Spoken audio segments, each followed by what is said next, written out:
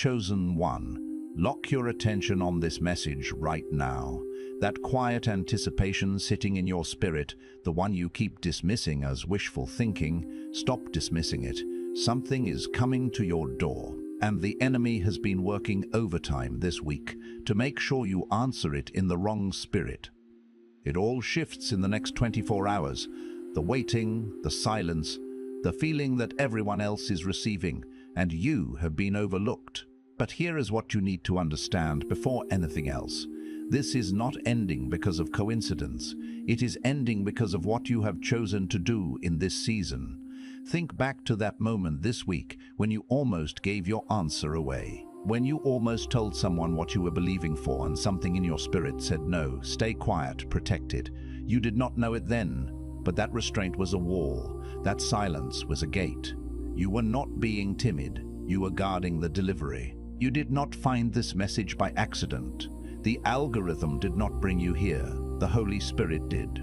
This is a divine appointment, scheduled before the foundations of the earth, and you are standing on the other side of a door that is about to be knocked on. Stay until the very last second of this message, because in the next few minutes I am going to hand you the spiritual audit that reveals exactly how your faithfulness this season positioned you for this arrival. I am going to walk you through the exact lie the enemy has been using to make you step away from your door right before the knock comes. And at the end, I am going to give you the declaration that seals your receiving and dismantles every assignment sent to delay your surprise. Do not click away.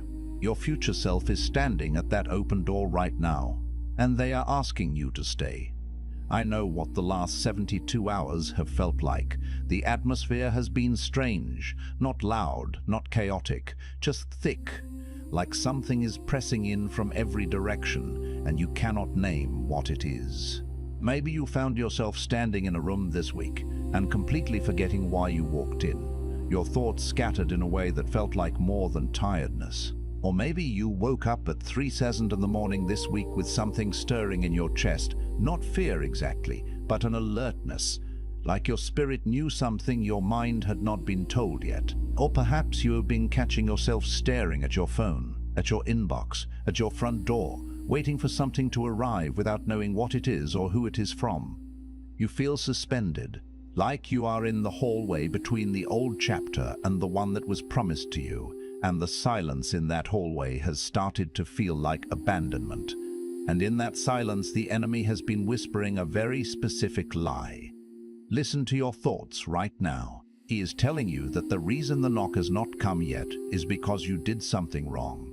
He is replaying a specific moment in your mind, that moment when you pulled back from someone, that moment when you chose rest over effort, that moment when you stopped pushing and simply waited. The accuser is telling you that your pause was a mistake.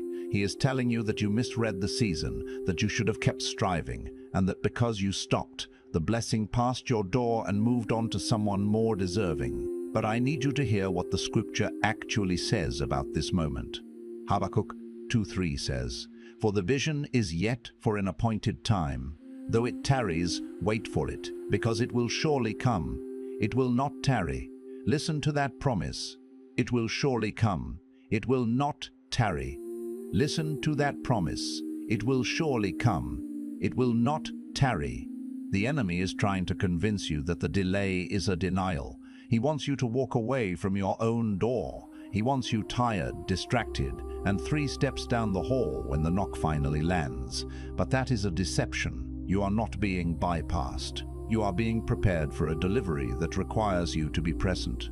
The heaviness you feel right now is not the weight of being forgotten. It is the weight of something significant approaching. It is the atmospheric pressure that precedes an arrival. The stillness before the knock.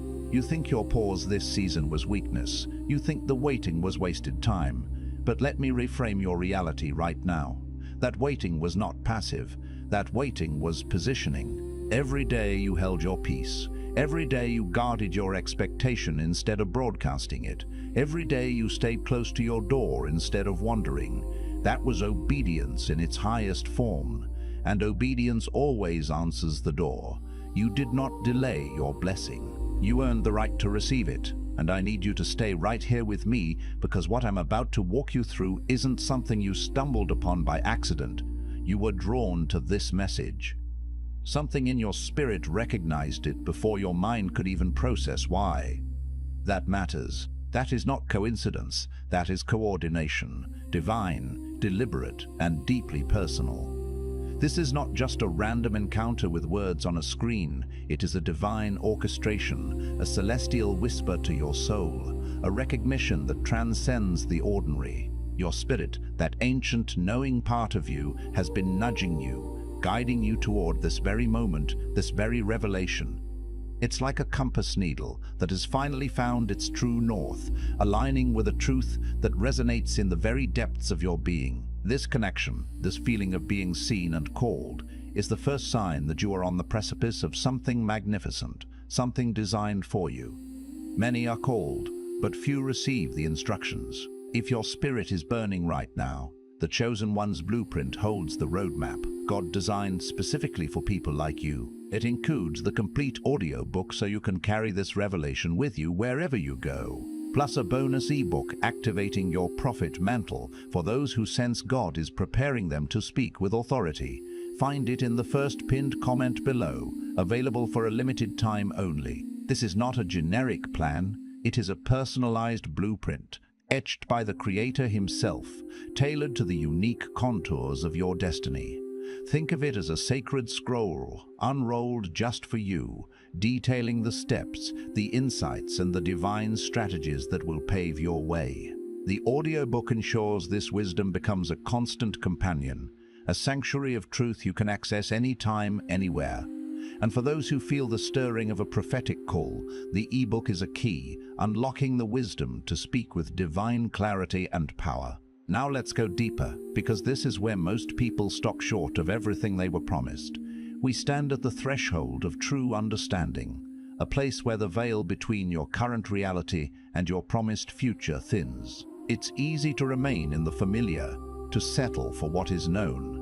But the true inheritance lies just beyond this comfort zone, in the realm of deeper realization. There is something that has been standing between you and the knock, between you and the arrival, and it isn't what you think. You've been told your delay is spiritual warfare. You've been told it's the enemy blocking your blessing. And while there is truth in that, it's not the whole truth.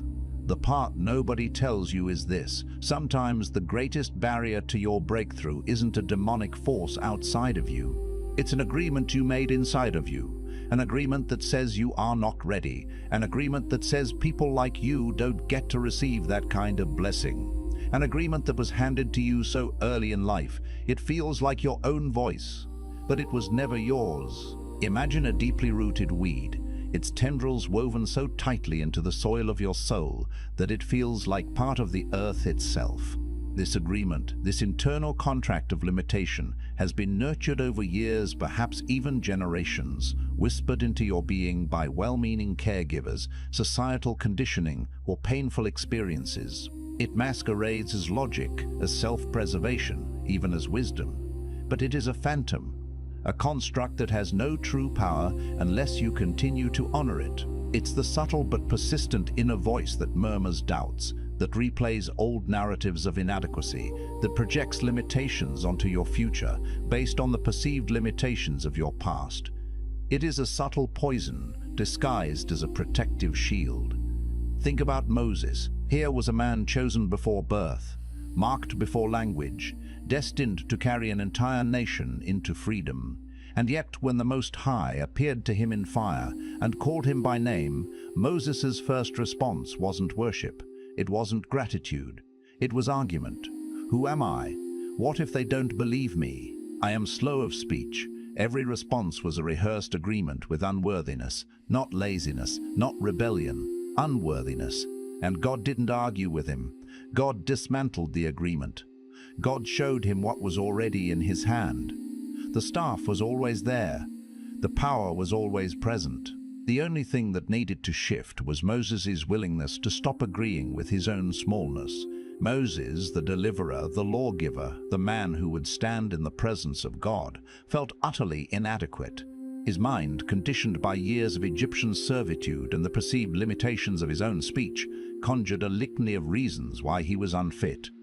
These weren't fabrications, they were deeply ingrained agreements with his perceived reality. But God didn't focus on the objections. Instead, he pointed to the present reality, the staff, a symbol of authority and power already in Moses' hand. God's response was not to rebuke Moses' unworthiness, but to reveal the resources and the divine power already available to him, waiting only for Moses to release the internal agreement that was blinding him to his own capacity. You have been doing the same thing, and the knock that is coming cannot be fully received by someone who still believes they don't deserve it. That's the part that has to break first. The knock at your door, the divine invitation, the arrival of your promised blessing, requires an open receiver. If the foundation of your being is built on the shaky ground of, "I don't deserve this," the delivery cannot be completed. This internal dissonance creates a spiritual impedance, a blockage that prevents the full reception of what is meant for you. The breaking point is not external, it is the shattering of that internal agreement, the dismantling of the self-imposed barrier that says no when heaven is saying yes. But here's where it goes deeper, and this is the layer most people never reach. We are delving into the architecture of the soul, excavating the hidden foundations upon which our entire sense of self is built. This is not superficial, it is about the core programming that dictates our experience of reality. It's not just the agreement with unworthiness, it's the identity that was built on top of it. When you believe you are not enough for long enough, you stop calling it a wound. You start calling it wisdom. You start calling your smallness humility. You start calling your retreat discernment. And that is dangerous, because now the very thing that was meant to protect you has become the thing that's imprisoning you. You built a theology around your pain. You made a doctrine out of your delay. And because it sounds spiritual, no one challenges it, not even you. This is the insidious nature of a deeply ingrained false identity. The pain you experienced was real, and your soul, in its wisdom, created coping mechanisms. It learned to shrink, to withdraw, to silence itself, to survive. Over time, these survival strategies became so ingrained that they were mistaken for core aspects of who you are. Your wound, the very source of your pain, becomes the lens through which you view yourself and the world. The protective shell you built to shield yourself from further hurt hardens into a prison wall. Your retreat, once a necessary escape, becomes a doctrine of isolation. Your silence, a tool for survival, is reframed as sacred humility. This spiritual camouflage is so convincing, so deeply woven into your self-narrative, that it becomes impervious to challenge, even from yourself. You've become a theologian of your own suffering, crafting a belief system that justifies your limitations, effectively worshipping the very things that hold you captive. Coming up, the one shift that separates those who receive the knock from those who hear it but never open the door. Stay with me, because this is the part that breaks the cycle. We are about to uncover the pivotal pivot, the singular internal recalibration that makes the difference between poised anticipation and active participation in your divine destiny. This is where the static transforms into symphony, where the journey from hearing to responding truly begins. But first, this has to land. What God is sending toward your life right now is not meant for a smaller version of you. The blessing is sized for who you are called to become, not who your trauma convinced you to remain. And this is where the walk gets costly, because becoming that person requires something almost no one is willing to do voluntarily. It requires grieving who you've been. This is a profound truth that can feel like a jolt to the system. The blessings, the opportunities, the divine appointments that are on their way are not designed for the person you have been forced to be by circumstance or wounding. They are crafted for the expansive, empowered, fully realized version of you that exists in the divine blueprint. Embracing this means a necessary letting go. It's not about self-punishment, but about acknowledging the past with reverence for its role in your survival, while simultaneously releasing its grip on your future. not condemning yourself, not performing repentance. Grieving. There is a version of you that kept you safe when the world was unsafe. That version was brave. That version was necessary. But that version was never meant to be permanent. And as long as you protect that smaller self, as long as you refuse to let it go, the door stays closed. Not because God is punishing you, because you are not fully positioned to step through it. Grieving is an act of honor, not of shame. It is acknowledging the sacrifices made by your past self, the resilience shown in the face of adversity. That younger, perhaps more fearful or defensive version of you was a vital protector, a necessary shield.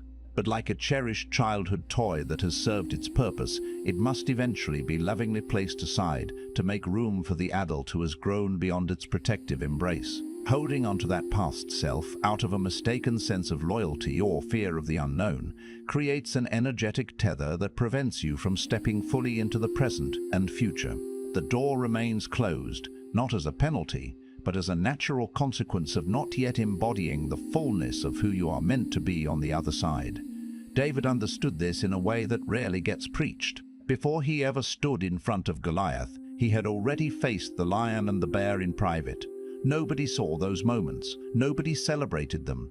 There was no audience, no confirmation, no prophetic word over the encounter. Just a young man and a wild thing trying to steal what was in his care. And he didn't hesitate. He didn't wait for permission.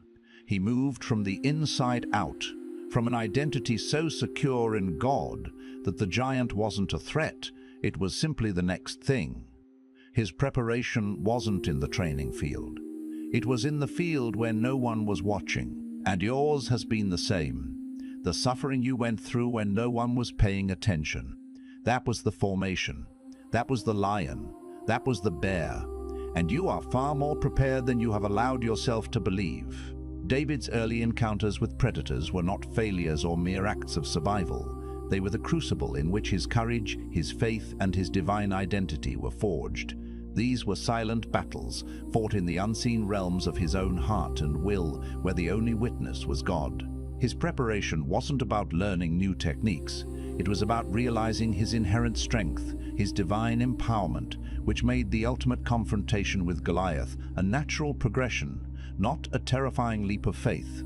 Your own hidden struggles, the moments of deep pain, profound loneliness, or quiet perseverance where no one noticed, were not periods of wasted time. They were the sacred forge where your character was tempered, your faith deepened, and your readiness solidified. You are not merely waiting for your moment. You have been actively preparing for it in ways you may not have recognized. And what's coming next will likely surprise you. It always does. The divine often unfolds in ways that defy our expectations, often exceeding them in brilliance and scope. Because once you accept that you've been prepared, the next question your mind immediately asks is, then why is it taking so long? Why, if I've been prepared, if I've been chosen, if I've done the work, why is the door still closed? And this is where most people turn inward with accusation. They begin to audit themselves endlessly. They begin to wonder what they missed, what they did wrong, what sin is blocking the flow. And the enemy is more than happy to fuel that audit. He will give you a list. He will make you rehearse it daily. But that spiritual audit, when it is driven by fear rather than wisdom, isn't sanctification. It's sabotage. The moment we believe we are ready, the question of delay becomes a source of immense frustration and self-doubt. The enemy thrives in this space, whispering accusations and conjuring specters of past failures or hidden imperfections. This self-inflicted scrutiny, this obsessive auditing of one's spiritual life, is often not a pathway to purity, but a deliberate distraction, a cleverly disguised form of spiritual sabotage, designed to keep you locked in a cycle of self-condemnation and inaction.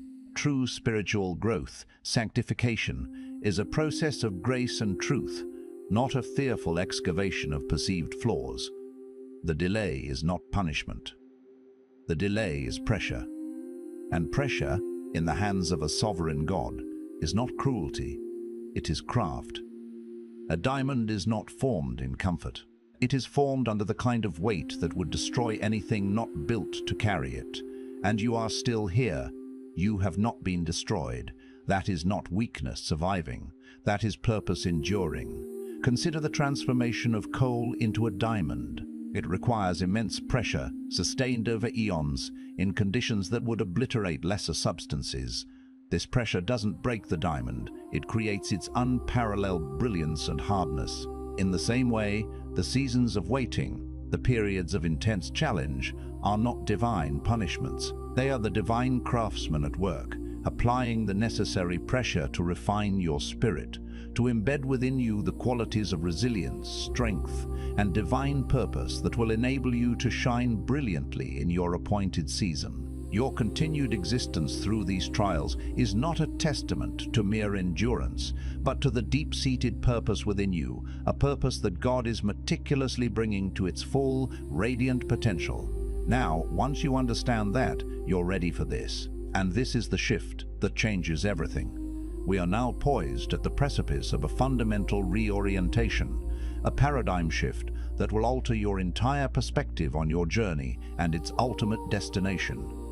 The knock that is coming is not just coming to give you something. It is coming to reveal something. It is coming to show you and the world around you who you have become through the fire. The blessing is not the point. The transformation is the testimony. God is not just trying to upgrade your circumstances. He is trying to unveil a person. And that person, the version of you that has been forged in the silence and the struggle, is the one the door is about to swing open for. The ultimate gift is not merely the external circumstance, the new job, the healed relationship, the financial breakthrough. These are byproducts. The true divine intention is the unveiling of the person you have become in the process. The fire has not been to burn you, but to refine you, to polish you, to reveal the radiant essence of who you were created to be. Your testimony, the story of your journey, is the evidence of this profound internal metamorphosis. The blessing is the reward, but the transformation is the magnificent testament to God's redemptive and creative power working within you. But let me challenge you with something, because this is the confrontation zone, and I would do you a disservice to let you leave without it. Prepare yourself for a direct encounter with a deeply held pattern, an honest self-assessment that is crucial for your progress. There is something you've been waiting for before you move. A sign, a confirmation, a feeling of readiness, a green light from someone you respect. And you have dressed this, waiting in the language of patience. You've called it trusting God's timing. And sometimes that's exactly what it is. But if you're honest with yourself, you know there's a version of your waiting that is not faith. It is fear. It is the fear of being wrong. The fear of being rejected after trying. The fear that you will knock and nothing will happen. And so you wait for the universe to guarantee the outcome before you take the step. This is the seductive illusion of passive waiting. We convince ourselves that we are exercising virtue, that we are exhibiting profound trust, when in reality, we are often paralyzed by the fear of failure. The desire for absolute certainty, for a guarantee of success before we act, is a hallmark of this fear-driven waiting. It's the internal bargain. If you, God, or the universe can promise me this outcome, then I will move. But this is not the currency of the spiritual realm. But that's not how the kingdom works. That is not how doors open. Ruth did not wait until she had certainty before she walked out of Moab. She had one word, a word she spoke herself. Wherever you go, I will go. She declared her direction before she could see her destination. And the moment she moved, the provision began to move with her. Boaz didn't find her sitting still. He found her in the field, working, present, positioned.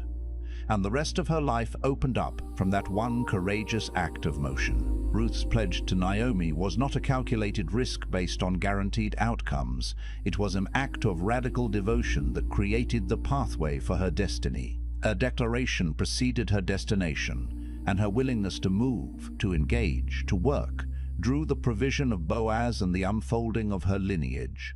The kingdom responds to courageous initiative, not to fearful paralysis. It finds you not waiting passively in the wings, but actively engaged in the field of your calling, even when the path ahead is not fully illuminated. Your knock is not going to arrive to a version of you that is paralyzed. It is moving toward a version of you that is already in motion. Heaven is not just observing, it is converging. It is aligning with your movement, with your steps of faith, however small. The more you move, the more the divine current will carry you forward. Your progress creates the space for your breakthrough. Here's the part you probably didn't expect. The thing that has been blocking you isn't the enemy. It's not your past. It's not even the people who hurt you. The thing blocking you has been your belief that the breakthrough was coming to you, rather than the truth, which is that you are being called to walk toward it. The door doesn't swing open from the outside alone. There is a handle on both sides, and heaven has been waiting, not passively but actively, for you to reach out and take hold of your own liberation. This is the profound revelation. The breakthrough is not a passive reception. It is an active participation. You have a role to play, a hand on the handle. The divine is already positioned to meet you, to unlock the door from the other side, but your participation, your willingness to engage, is the catalyst. Your liberation is not something to be granted. It is something to be claimed, to be stepped into by your own courageous choice. This changes everything you thought about waiting. This reframes every season of what felt like abandonment. You were never forgotten. You were never overlooked. You were being drawn, pulled, called forward. And the knock you've been expecting at your door is also the knock of your own courage, asking to be released. Every moment that felt like a void, every period of silence, was not an absence of God, but an active drawing, a spiritual preparation, a divine gathering of strength within you. The external knock is mirrored by an internal one, the persistent call of your own awakened courage, ready to be unleashed. And once that clicks, everything shifts. This realization is the fulcrum upon which your reality pivots. It's the moment the fog lifts, the moment the gears begin to turn smoothly, the moment the trajectory of your life is irrevocably altered for the better. So tonight, before you close your eyes, before you carry the weight of another day's wandering, I want you to place your hand on your heart and declare this with me. Speak it like you mean it, because you do. I release every agreement I made with smallness. I release every label that was placed on me before I knew who I was. I am not who my pain said I was. I am not who my delay suggested I had become. I am chosen, prepared, and positioned, not by my own perfection, but by the hand of a God who does not make mistakes. The knock is coming. The door is opening. And I am not the person who hides when opportunity arrives. I am the one who answers. I step forward with courage into every door that heaven opens. I receive everything that has been assigned to this season of my life. And I declare that the breakthrough is not something I am waiting for. It is something I am walking into. Starting now.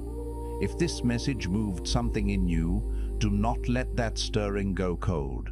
Share this with someone whose spirit needs to hear it.